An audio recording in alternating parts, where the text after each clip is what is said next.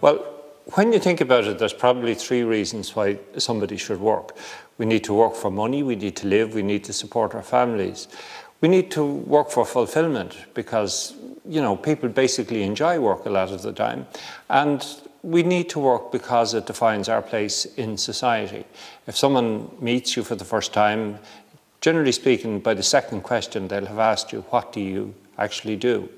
And so that reason that when a person loses their job, it really is extremely hurtful and damaging to them, and they find it very, very difficult to recover.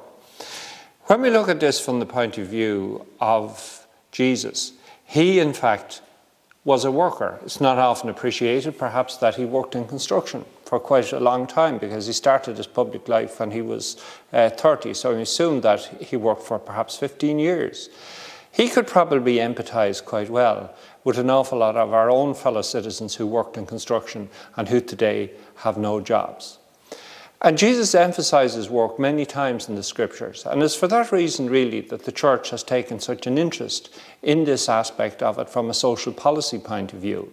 Ever since the Middle Ages, since the time of St. Thomas Aquinas, the church has insisted on the concept of a just wage, for instance. And this idea was modernised with the onset of the Industrial Revolution, and the church's response had to be different to meet a different situation. And in 1891, Pope Leo XIII brought out Rerum Novarum, the first papal encyclical dealing with work and the rights of workers. And it is an absolute defence of the inalienable right of workers to dignity in the work situation. And ever since, there have been many papal encyclicals which have dealt with this subject.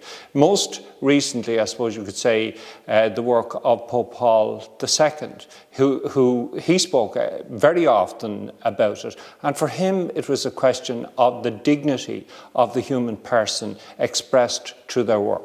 So these concepts of justice and dignity and the common good pervade all Catholic social teaching and make it very clear that the church must be and is extremely concerned for the rights of workers, because workers are the great majority of people and hence the people who are benefited by the expression of the common good.